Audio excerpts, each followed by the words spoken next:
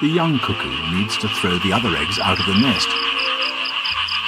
If it doesn't do this, then the parents will not be able to feed all the nestlings.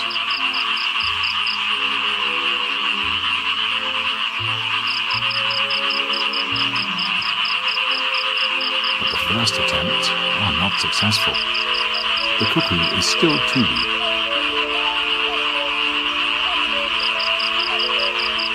It tries again. It must push the egg above the edge of the nest. It is a big effort.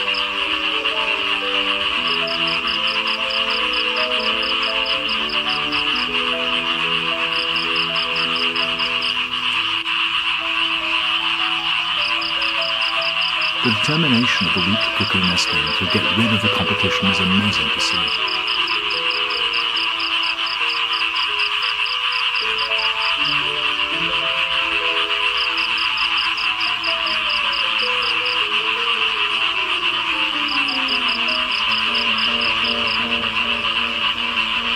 After a few hours, it has another go.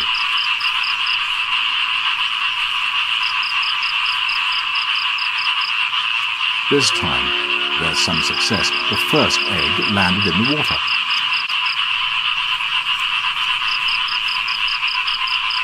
When it throws out the second egg, the cuckoo almost follows it out of the nest itself. Now, for the last one. Alone at last. The ever-open, bright red beak and the constant peeping from the cuckoo prompts the reed warblers to bring it food without a break. Now all the insects and spiders end up in its beak.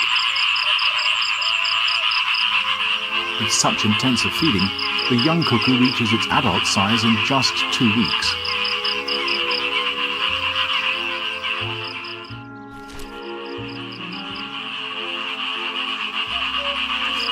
It is so large that when it sits on the nest it must hold tight so it doesn't fall off.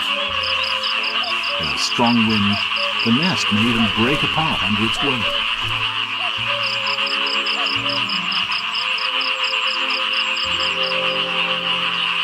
Although the cuckoo is by now much bigger than the reed warblers, they still treat it as if it's one of their own nestlings.